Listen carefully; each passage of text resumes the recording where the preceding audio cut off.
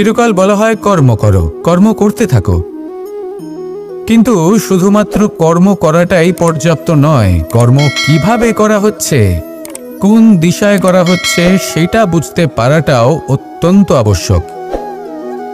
ভাগ্যের ভরসায় থাকবেন না। ভাগ্যের দ্বার যদি বন্ধ থাকে তাহলে নিজের কর্ম দ্বারা আপনি সেই দ্বার খুলে দিতে পারেন। এবার আপনার পথে যদি কোনো বড় পাহাড় চলে আসে তাহলে আপনি কি করবেন? ভাগ্যের ভরসায় বসে থেকে হাহাকার করলে তো হবে না। ভাববেন যে আমার ভাগ্যে এটা লেখা আছে তাই এই সমস্যা নিজে থেকেই পথ থেকে সরে যাবে। না, আপনাকে কর্ম করতে হবে। নিজের কর্মের দ্বারা এমন কোলাহলের সৃষ্টি করুন যাতে ভাগ্য নিজেই আপনার জন্য সেই দ্বার খুলে দেয়।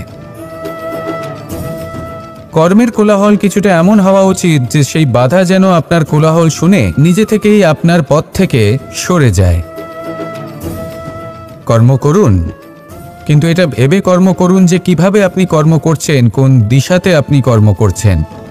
দিশাহীনভাবে আপনি যতই কর্ম করুন না কেন কোনো লাভ হবে না, কখনো সৌভাগ্য লাভ করতে পারবেন না। কর্ম করুন, বুঝে শুনে করুন, আর আমার সাথে ভালোবেসে বলুন রাধা রাধা। আমরা সবাই জীবন সুখ আর শান্তিপূর্বক অতিবাহিত করতে চাই। আমরা সবাই এটাই চাই যে আমরা সবাই স্বাধীন থাকব, আর এই স্বাধীনভাবেই আমরা জীবনে অগ্রসর হব। আর যখন কোনো ব্যক্তি আমাদের এইসব কিছু করতে বাধা দেন তখন আমরা তার উপর রুষ্ট হই। কিন্তু সত্যিটা ঠিক এর বিপরীত। কখনো কখনো এই ব্যক্তি অজান্তেই আমাদের এটা ভাবতে বাধ্য করে দেয় যে আমরা যেটা করছি সেটা কোথাও অনুচিত নয় তো। জীবনে অগ্রসর হতে হতে, সুখ খুঁজতে খুঁজতে, স্বাধীনতা খুঁজতে খুঁজতে আমরা অনুচিত কিছু করছি না তো। এটা বোঝা অত্যন্ত প্রয়োজনীয়, আর এটাই আমরা বুঝবো একটা উদাহরণ দ্বারা। কখনো কোনো উপবনে যাবেন আর গিয়ে ওখানকার মালিকে দেখবেন কি করে। কিছু সময় অন্তর ও ঘাস আর আগাছা কেটে পরিষ্কার করে। আর এরকমটা কেন করে? সে নিজেই তা রোপণ করে, নিজেই পরিশ্রম করে, আর তারপর নিজের পরিশ্রমকে কেটে ফেলার কি অর্থ হতে পারে? এরকমটা সে কেন করে? এরকম সে করে যাতে ঘাস এবং চারা সবাইকে নিয়ন্ত্রণে রাখতে পারে, আর সেই উপবনকে সে সুন্দর এবং মনোগ্রাহী করে রাখতে পারে। এটাই হলো ওর উদ্দেশ্য। এবার ভাবুন যে সেই ব্যক্তি আপনার জীবনে সেই কাজটাই করছে। আপনার জীবনে সে মালি হয়ে আসে আর কোনো শুল্ক ছাড়াই আপনাকে সে আরো উত্তম ব্যক্তি করে তুলছে। তাই মনে মনে ওনার প্রতি কৃতজ্ঞ থাকুন, আর আমার সাথে ভালোবেসে বলুন রাধা রাধা। আমাদের জীবন হলো একটি যাত্রাপথ, একটি প্রতিযোগিতা।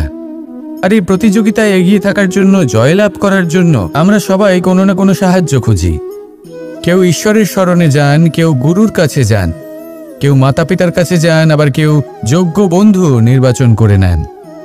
আর হ্যাঁ, এনারা সবাই আপনাকে জীবনে অগ্রসর হওয়ার পথে সাহায্য করতে পারেন। কিন্তু এমন একজন ব্যক্তি আছেন এই সংসারে যিনি এই সংসারে আপনাকে সবার আগে নিয়ে যেতে পারেন, আর সেই ব্যক্তি হলেন স্বয়ং আপনি, আর কেউ নয়। অর্থাৎ আপনি যদি চেষ্টা করেন, পরিশ্রম করেন, তাহলে আপনার বন্ধু, আপনার বান্ধব, আপনার পরিবার, আপনার গুরু আপনাকে সাহায্য করতে পারে, আপনাকে আরো অনেক বেশি প্রদান করতে পারে। কিন্তু যদি আপনার চেতনাই না থাকে তাহলে কেউ আপনাকে এগিয়ে নিয়ে যেতে পারবে না। যেমন ছোট্ট একটা বালক যে সবেমাত্র হাঁটতে শিখছে, প্রথমে সে হামাগুড়ি দিয়ে চলতে চেষ্টা করে। তার মাতা পিতা তাকে দেখে খুব আনন্দ পান, তাকে উৎসাহও দেন। সেই ছোট বালক দাঁড়াতে চেষ্টা করে, হাঁটতে চেষ্টা করে, আবার পড়ে যায়, আবার উঠে দাঁড়ায়, আবার চেষ্টা করে, আবার পড়ে যায়। আর ভবিষ্যতে গিয়ে সে হাঁটতেও শিখে যায়, আবার দৌড়তেও শিখে যায়। এই সংসারে আপনি যে কর্মই করতে চান না কেন, যে স্বপ্নই আপনি পূর্ণ করতে চান না কেন, সেটা আরম্ভ হবে আপনাকে দিয়ে, আপনার কর্ম দ্বারা। তাই কর্ম করতে শুরু করুন।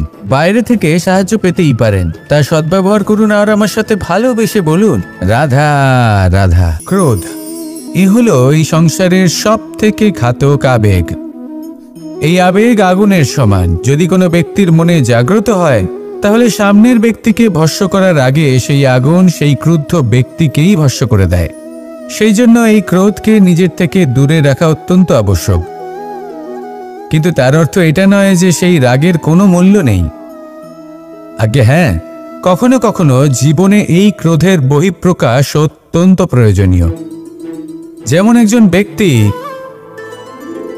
তিনি অপরাধ করেই চলেছেন, আপনি তাকে সুযোগ দিচ্ছেন কিন্তু সে কথা শুনছেন। সে এই বিভ্রান্তি নিয়ে জীবন অতিবাহিত করছে যে সে যেটা করছে সেটাই হলো উচিত, আর এটাই ভেবে সে অধর্মের পথে অগ্রসর হচ্ছে। এমন একটা সময় ক্রোধের বহিঃপ্রকাশ অত্যন্ত প্রয়োজনীয়। যেমন শ্রীরাম ক্রুদ্ধ হয়েছিলেন, উনি অগ্নিবাণ সাধন করেছিলেন সাগরের প্রতি, কারণ সাগর নিজের অহংকারে মত্ত হয়ে কিছুতেই শ্রীরামকে লঙ্কা পর্যন্ত পৌঁছানোর পথ খুঁজে দিচ্ছিল না। যখন শ্রীরাম ক্রুদ্ধ হলেন, তখন সাগর ওনাকে পথ দেখালো। ক্রোধ প্রকাশ করুন, কিন্তু উচিত সময়, উচিত পরিস্থিতিতে, উচিত মাত্রাতে। আর কখনোই এই ক্রোধের আবেগ যেন আপনাকে নিয়ন্ত্রণ না করতে পারে। আসুন আমার সাথে ভালোবেসে বলুন, রাধা রাধা। প্রত্যেক মানুষ জীবনযাপন করেন, কিন্তু প্রত্যেক মানুষ বেঁচে থাকার রসদ জোগাড় করতে পারেন না। তাহলে কি করা যায়? জীবনের রসদ কিভাবে জোগাড় করা যায়? কিভাবে আমাদের চেষ্টা করে যাওয়া উচিত? আমাদের কি করা উচিত? কিছু কাজ আছে যেগুলো আপনাদের করতে হবে। সর্বপ্রথম, জীবনে যখনই কোনো সমস্যা আসবে তখন নিরপেক্ষভাবে তার সম্মুখীন হন। তা সে যে সমস্যাই হোক, সেটা সমাধান করার জন্য আপনাকে শুভ পথ নির্বাচন করতেই হবে। তারপরে যদি আপনার হাতে কখনো ক্ষমতা আসে, সেই মুহূর্তে আরও বেশি বিনম্র থাকতে হবে। আপনি ধন অর্জন করলে তখন অহংকার জাগ্রত হতে দিলে চলবে না। আপনি যদি শক্তিশালী হয়ে ওঠেন, তাও অহংকার জাগ্রত হলে চলবে না। জীবনে যখনই ক্রোধ হবে তখন নিজেকে নিয়ন্ত্রণ করুন, আর ভেবে দেখুন যে যদি এই মুহূর্তে আপনি ক্রোধ দেখান, তাহলে তার পরিণাম কি হবে। এর ফলে কি কিছু শুভ ঘটনা ঘটবে নাকি অশুভ কিছু ঘটবে? শুধু এই কটা কাজ নিজেদের জীবনে আত্মসাৎ করুন, জীবন যাপন অত্যন্ত সহজ হয়ে যাবে। আসুন আমার সাথে ভালোবেসে বলুন, রাধা রাধা। এই সংসারে যদি আপনি শুভ কিছু অর্জন করতে চান, তাহলে দুটি পথ আছে। প্রথম হলো ধর্ম, আর দ্বিতীয় হলো কর্ম। কিছু ব্যক্তি এমন কথাও বলেন যে আমরা তো ধর্মের পথেই অগ্রসর ছিলাম, আমরা তো লক্ষ্যপ্রাপ্ত করতে পারলাম না, বরং আমাদের নিন্দা হলো। এবার এরকমটা ঠিক কেন হয়? এরকম এই কারণে হয়, কারণ দেখতে গেলে ধর্ম সবসময় আমাদের এমন পথ দেখায় যেটা আমাদের একটা শুভ লক্ষ্য প্রাপ্তিতে সাহায্য করে, কিন্তু সেই লক্ষ্যে আমাদের পৌঁছতে হবে নিজেদের কর্ম দ্বারা। যদি আপনি ধর্মের পথে অগ্রসর হয়ে থাকেন, তাহলে আপনাকে কর্মও করতে হবে। যদি ধর্মের পথে চলেন কিন্তু কর্ম না করেন, তাহলে লক্ষ্যপ্রাপ্তি হবে না। ঠিক সেইভাবেই যদি আপনি কর্ম করতে থাকেন কিন্তু ধর্মের পথে না চলেন, তাও লক্ষ্যপ্রাপ্তি হবে না।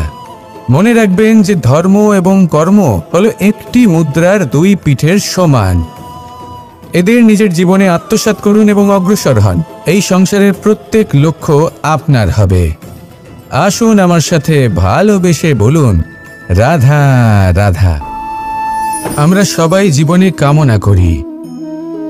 কেউ ধন সম্পত্তির কামনা করি, কেউ ভালোবাসার, কেউ বন্ধুদের, কেউ নাম খ্যাতি আদি ইত্যাদি। এগুলো লাভ করার জন্য আমরা চেষ্টা করতে থাকি, পরিশ্রম করতে থাকি। কিছু সময় পরে অর্জনও করে ফেলি, কিন্তু সবকিছু অর্জন করার কিছু সময় পরে এরা রুষ্ট হয়ে যান, আমাদের থেকে দূরে চলে যান বা আমাদের থেকে কেড়ে নেওয়া হয়। এমনটা কেন হয়? এমনটা এই কারণে হয় কারণ মানুষের একটা দুর্বলতা আছে। কোনো কিছুই অর্জন করার পরে আস্তে আস্তে সে তার মূল্য, তার গুরুত্ব ভুলে যায়, তার জন্য চেষ্টা করা ছেড়ে দেয়। আর এটাই হলো সব থেকে বড় সমস্যা।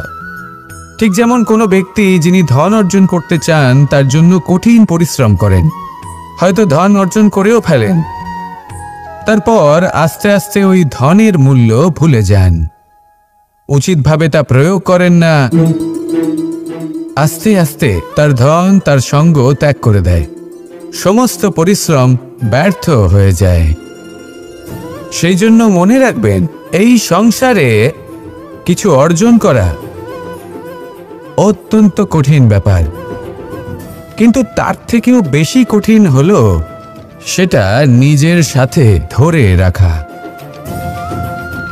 তাই জীবনে যখনই আপনি কিছু অর্জন করবেন তার গুরুত্বটা বুঝুন, আর তারপরে সময়ে সময়ে তার মূল্য নিজেকে স্মরণ করাতে থাকুন।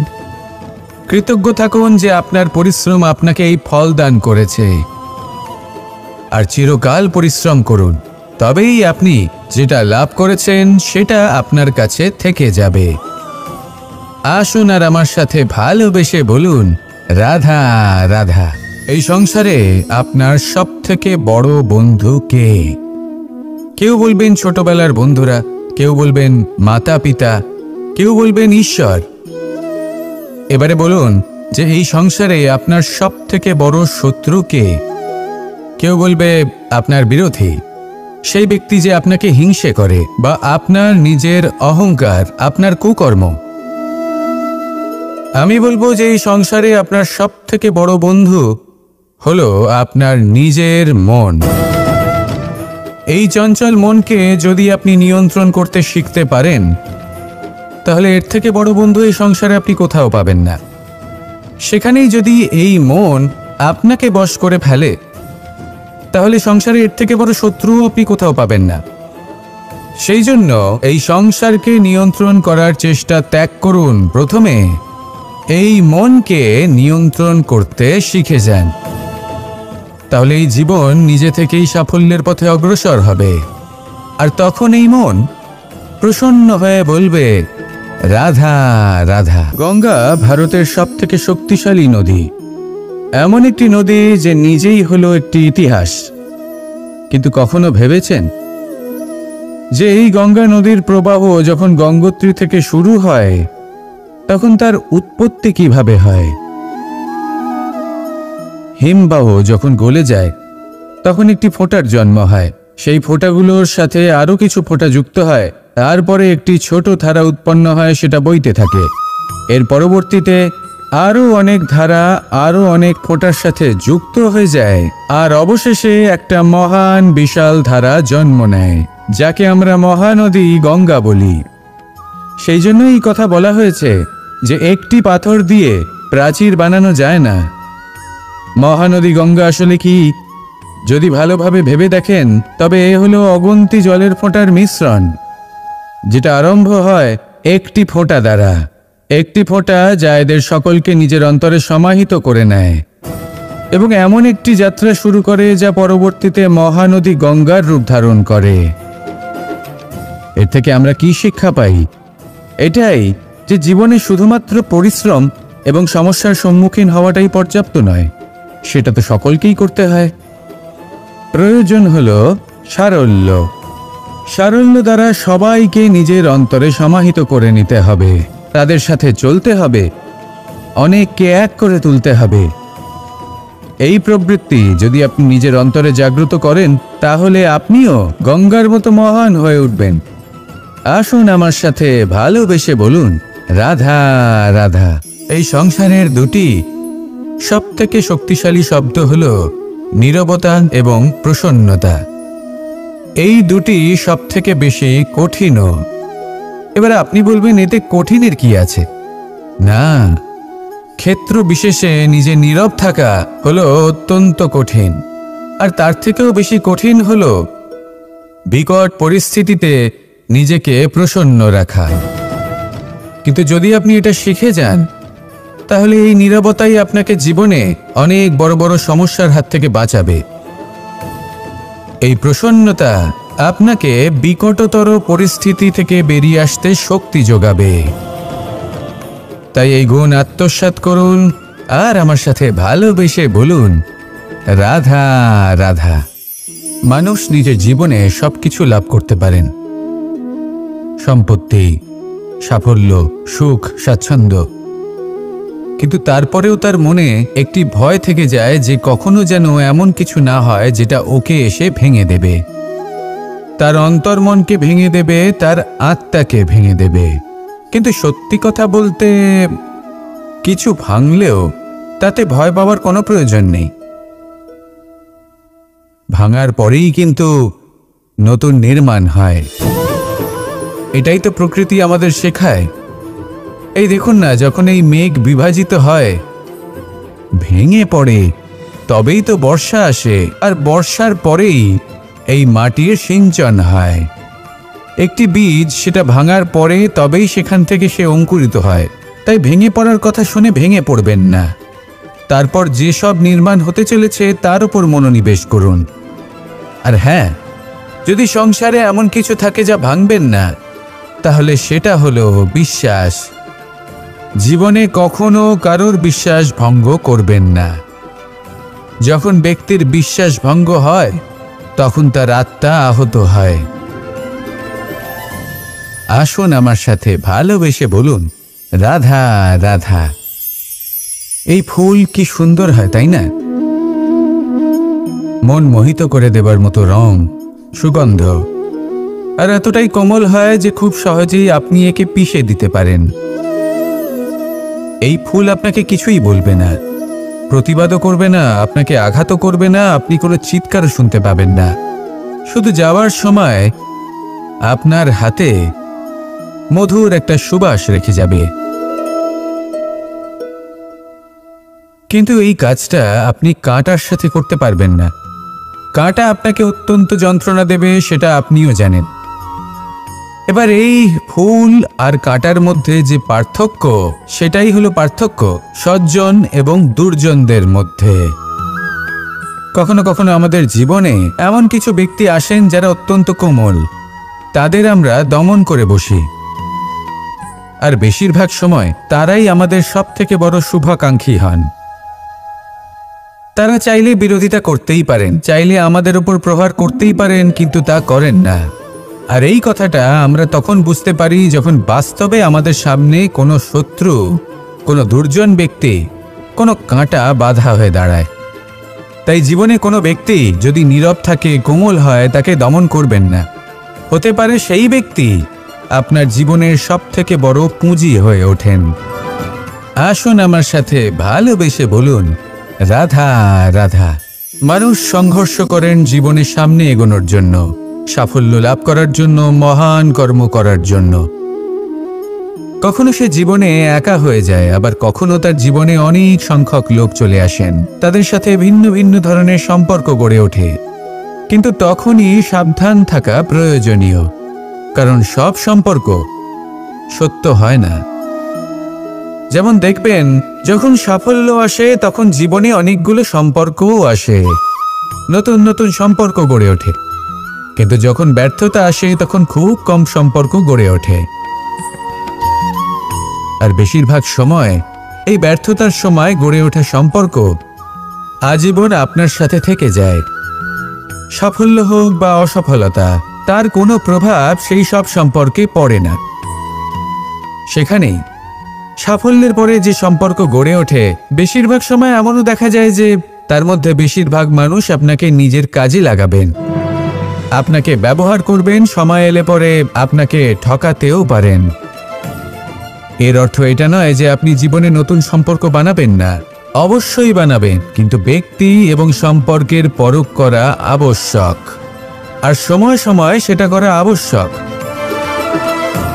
যে কটি সম্পর্ক আপনার জীবনে আছে, যারা আপনার সাথে জড়িয়ে সারা জীবন, যারা আপনার সাথেই থাকবেন, তাদের যত্ন নিন আর তাদের সাথেই অগ্রসর হন। আর আমার সাথে ভালোবেসে বলুন, রাধা রাধা। পরম শক্তি প্রকৃতি, এ হলো এই সংসারে সব থেকে বেশি শক্তিশালী। এই প্রকৃতির সামনে কারোর কোনো অস্তিত্ব নেই। এই প্রকৃতি আমাদের জীবন যাপনের জন্য অসংখ্য সম্পদ প্রদান করেছেন, আর তার সাথে এই বিষয়টার দিকেও বিশেষ যত্নবান হয়েছেন যে আমরা যেন এর মোহজালে ফেঁসে না যাই। যেমন পেট ভরানোর জন্য চাল ডাল প্রদান করেছেন, তার সাথেই সেই চাল ডালের মধ্যে কীটের উপস্থিতি রেখেছেন, যাতে সেই চাল ডাল সময়ের সাথে সাথে খারাপ হয়ে যায়। উচিত সময় যদি গ্রহণ না করেন তাহলে সমস্ত সবজি নষ্ট হয়ে যাবে। যেমন আমাদের এই মনুষ্য শরীর, তা সে যতই সুন্দর হোক না কেন, মৃত্যুর পরে এই শরীরে পচন ধরে, যাতে এই শরীর থেকে দুর্গন্ধ বেরোয়। এমনটা প্রকৃতি কেন করেছে? যাতে আমরা যত শীঘ্র সম্ভব সেই দেহের অন্ত্যেষ্টিক্রিয়া করতে পারি, তাকে বিদায় জানাতে পারি, আর তাকে পঞ্চমহাভূতে বিলীন হতে দিতে পারি। প্রকৃতি যেটা করছে সেটা অনুচিত নয়। প্রকৃতি এই কারণে এমন করে যাতে আমরা কর্মবন্ধনে আবদ্ধ থাকি, মোহর বন্ধনে নয়।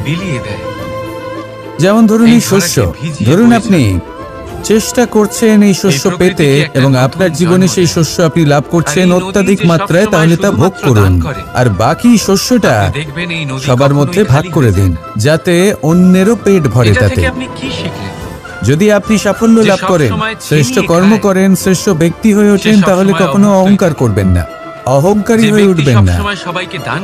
সেই সাফল্য, সেই শ্রেষ্ঠত্ব সদ্ব্যবহার করুন অন্য কারোর জীবন প্রকাশময় করার জন্য। তবেই আপনার সেই সাফল্য, আপনার শ্রেষ্ঠত্ব জীবনে আরো ঊর্ধ্বমুখী হবে। সবার শেষে আমরা সবাই পঞ্চমহাভূতে বিলীন হয়ে যেতে চলেছি। উচিতভাবে এই জীবনের সদ্ব্যবহার করুন, কর্মের সাথে জড়িত থাকুন, এই প্রকৃতির পথপ্রদর্শন মানতে থাকুন, আর আমার সাথে ভালোবেসে বলুন রাধা রাধা। কোন ব্যক্তির এই জীবন যেটা আপনি যাপন করেন, জানিয়ে আপনার এত অহংকার, বলুন এই জীবনে আপনার কি আছে? আপনাকে জন্ম দিয়েছেন আপনার মাতা, তারপর আপনাকে হাঁটতে শিখিয়েছেন, কথা বলতে শিখিয়েছেন, ভাষা শিখিয়েছেন, আরো অনেক কিছুই শিখিয়েছেন আপনার গুরু বা আপনার মাতা পিতা অথবা এই সংসার, ব্যবসা, বাণিজ্য, এই সবকিছুর সাধন অন্য কেউ দিয়েছেন। ধন অর্জন করার সাধনও অন্য কেউ দিয়েছেন। ধনও অন্য কারোর থেকেই লাভ করা হয়েছে। সম্মানটাও অন্য কোনো ব্যক্তি আপনাকে দিয়েছেন। জন্মের পর প্রথম স্নানও অন্য কারোর হাতে করতে হয়েছে। মৃত্যুর পরেও অন্তিম স্নানটাও অন্য কেউ করাবে। তাহলে এই সংসারে আপনার নিজের কি আছে? কিন্তু তার জীবন, তার ভবিষ্যৎ শুধু এটাই আছে যেটা আপনার নিজের। আর এই জীবনকে উচিতভাবে যাপন করুন, পূর্ণরূপে তার সদ্ব্যবহার করুন, আর শ্রেষ্ঠ থেকে শ্রেষ্ঠ কর্ম করুন। যদি সময় এলে পরে অন্য কেউ আপনাকে কিছু দেয়, আপনার যেটা প্রয়োজন ছিল, তাহলে সময় এলে আপনাকেও অন্যদের সব কিছুই দেওয়া উচিত। এই জীবনে যা কিছুই লাভ করেছেন তা উচিতভাবে ভালোবেসে উপভোগ করতে শিখুন, সবার মধ্যে ভাগ করে দিতে শিখুন। মনে রাখবেন, এই সংসারে এমন কিছুই নেই যা আপনার আর চিরকাল আপনার কাছেই থাকবে। আসুন আর আমার সাথে ভালোবেসে বলুন রাধা রাধা। এই সংসারে এক, এই সংখ্যাটি অত্যন্ত শক্তিশালী। আপনি জীবন যাপন করেন একবার, জন্মগ্রহণ হয় একবার, মৃত্যু আপনি একবারই লাভ করেন। এই এক সংখ্যাটি অত্যন্ত গুরুত্বপূর্ণ। যদি আপনি এককে একের বিরুদ্ধে করে দেন, তাহলে সেটা হলো রাজনীতি।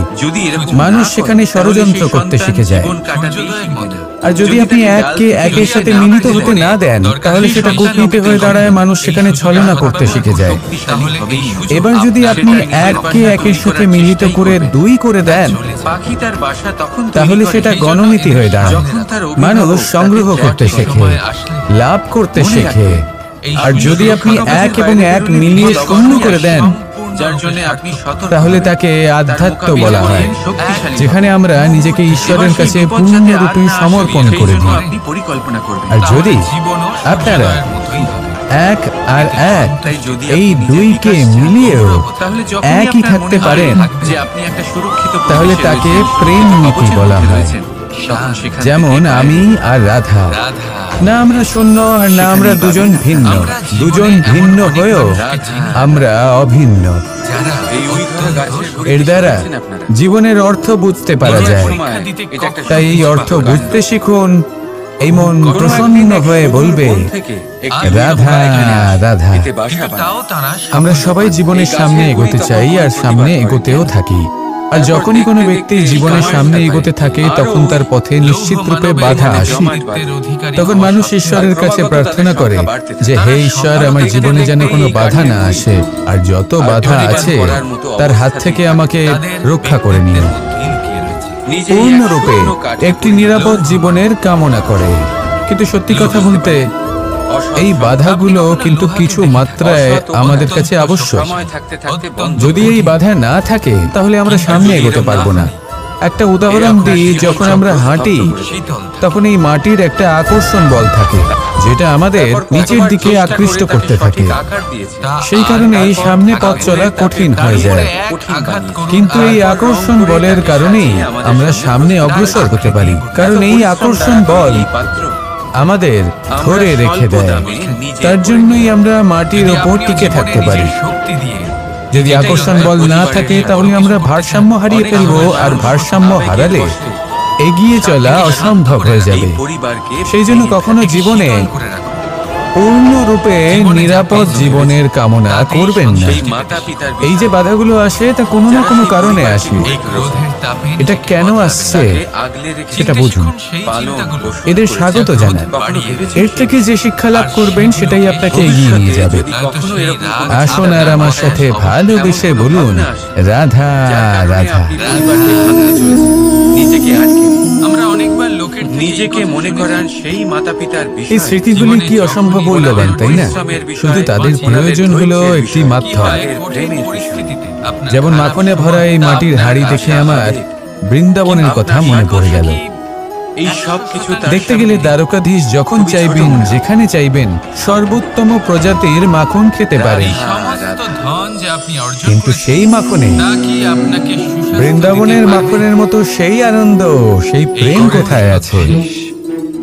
বৃন্দাবনে গোপীদের হাড়ি ভেঙে মাখন খাওয়া, বাড়িতে লুকিয়ে চুরিয়ে ঢোকা, পরিশ্রম করা, চুরি করে হাড়ি ভেঙে মাখন খাওয়া, তার মধ্যে যে আনন্দ ছিল সময়ের প্রয়োজন ছিল, সেটা কোনো পাত্রে রাখা মাখনে কি পাওয়া যায়?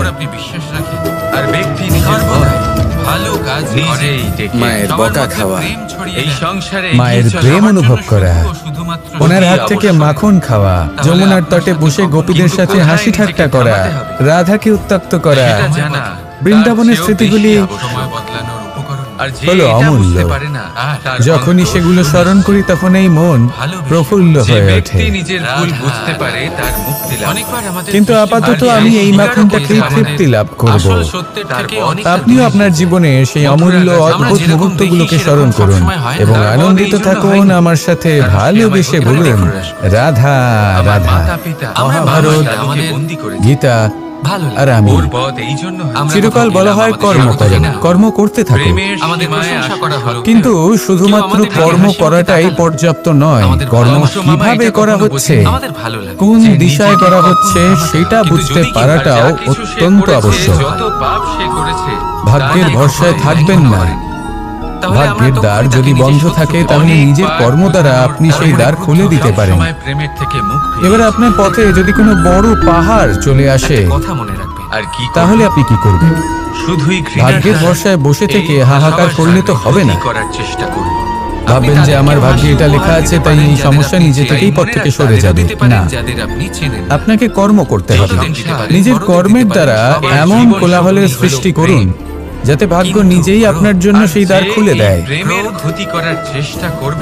কর্মের কোলাহল কিছুটা এমন হওয়া উচিত যে সেই বাধা যেন আপনার কোলাহল শুনে নিজে থেকেই আপনার পথ থেকে সরে যায়। যাদের জন্য আমরা আশা কর্ম করি করুন। রাধা, যে কিন্তু তাদের এটা ভেবে জীবনের কর্ম করুন যে উজ্জ্বল কিভাবে আপনি সবসময় কর্ম করছেন, এতটাই কোন প্রখর দিশাতে হয়, আপনি কর্ম উজ্জ্বল। করছেন। তার সমস্ত দিশাহীনভাবে মনুষ্য আপনি সেই জন্য যতই আপনার কর্ম জীবনে করুন না কেন, সমুদ্র হোক, নদী হোক, কোনো লাভ হবে না। সমস্ত শুষ্ক হয়ে যায়। কখনো যদি সৌভাগ্য তিনি লাভ আপনার করতে শত্রুই পারবেন হয়, না। আপনি কখনো শুনেছেন? হতে পারে সে হলো কর্ম সূর্যের করুন, তাপে সমুদ্র বুঝে শুনে শুকিয়ে করুন। গেছে। যিনি আপনার আর আমার সাথে শুধুমাত্র ভালোবেসে ভালোই বলুন, চান। যিনি আপনার রাধা জন্য একটা সুন্দর রাধা। ভবিষ্যৎ চান। আমরা সবাই জীবন আর এই সুখ জন্য আর সব শান্তিপূর্বক সময় অতিবাহিত অন্যের করতে চাই। কথা বোঝার আমরা প্রয়াস সবাই এটাই করুন। চাই যে আমরা সবাই স্বাধীন থাকবো, আর এই স্বাধীনভাবেই আমরা জীবনে অগ্রসর হব। আর যখন কোনো ব্যক্তি আমাদের এইসব কিছু করতে বাধা দেন, তখন আমরা তার উপর রুষ্ট হই। কিন্তু সত্যিটা ঠিক এর বিপরীত। কখনো কখনো এই ব্যক্তি অজান্তেই আমাদের এটা ভাবতে বাধ্য করে দেয় যে আমরা যেটা করছি সেটা কোথাও অনুচিত নয় তো।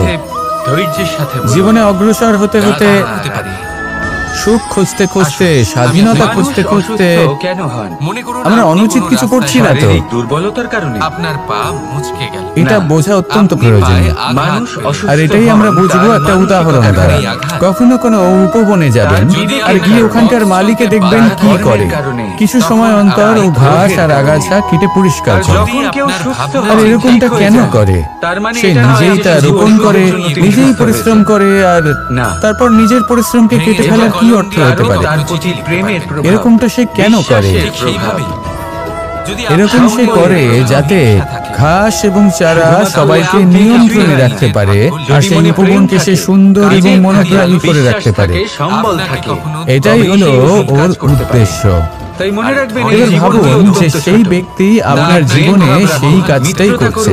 আপনার জীবনে সে মালিক হয়ে আসে আর কোনো শুল্ক ছাড়াই আপনাকে সে আরো উত্তম ব্যক্তি করে তুলছে। তাই মনে মনে ওনার প্রতি কৃতজ্ঞ থাকুন, আর আমার সাথে ভালোবেসে বলুন, রাধা রাধা। আমাদের জীবন হলো একটি যাত্রাপথ, একটি প্রতিযোগিতা। আর এই প্রতিযোগিতায় এগিয়ে থাকার জন্য, জয়লাভ করার জন্য আমরা সবাই কোনো না কোনো সাহায্য খুঁজি। কেউ ঈশ্বরের শরণে যান, কেউ গুরুর কাছে যান, কেউ মাতা পিতার কাছে যান, আবার কেউ যোগ্য বন্ধু নির্বাচন করে নেন। আর হ্যাঁ, এনারা সবাই আপনাকে জীবনে অগ্রসর হওয়ার পথে সাহায্য করতে পারেন। কিন্তু এমন একজন ব্যক্তি আছেন এই সংসারে, যিনি এই সংসারে আপনাকে সবার আগে নিয়ে যেতে পারেন। আর সেই ব্যক্তি হলেন স্বয়ং আপনি, আর কেউ নয়। অর্থাৎ আপনি যদি চেষ্টা করেন, পরিশ্রম করেন, তাহলে আপনার বন্ধু, আপনার বান্ধব, আপনার পরিবার, আপনার গুরু আপনাকে সাহায্য করতে পারে, আপনাকে আরো অনেক বেশি প্রদান করতে পারে। কিন্তু যদি আপনার চেতনাই না থাকে, তাহলে কেউ আপনাকে এগিয়ে নিয়ে যেতে পারবে না। যেমন ছোট্ট একটা বালক যে সবেমাত্র হাঁটতে শিখছে, প্রথমে সে হামাগুড়ি দিয়ে চলতে চেষ্টা করে। তার মাতা পিতা তাকে দেখে খুব আনন্দ পান, তাকে উৎসাহও দেন। সেই ছোট বালক দাঁড়াতে চেষ্টা করে, হাঁটতে চেষ্টা করে, আবার পড়ে যায়, আবার উঠে দাঁড়ায়, আবার চেষ্টা করে, আবার পড়ে যায়। আর ভবিষ্যতে গিয়ে সে হাঁটতেও শিখে যায়, আবার দৌড়তেও শিখে যায়। এই সংসারে আপনি যে কর্মই করতে চান না কেন, যে স্বপ্নই আপনি পূর্ণ করতে চান না কেন, সেটা আরম্ভ হবে আপনাকে দিয়ে, আপনার কর্ম দ্বারা। তাই কর্ম করতে শুরু করুন, বাইরে থেকে সাহায্য পেতেই পারেন। তাই সদ্ব্যবহার করুন, আর আমার সাথে ভালোবেসে বলুন, রাধা রাধা। ক্রোধ এই হলো এই সংসারের সব থেকে ঘাতক আবেগ। এই আবেগ আগুনের সমান। যদি কোনো ব্যক্তির মনে জাগ্রত হয়, তাহলে সামনের ব্যক্তিকে ভস্ম করার আগে সেই আগুন সেই ক্রুদ্ধ ব্যক্তিকেই ভস্ম করে দেয়।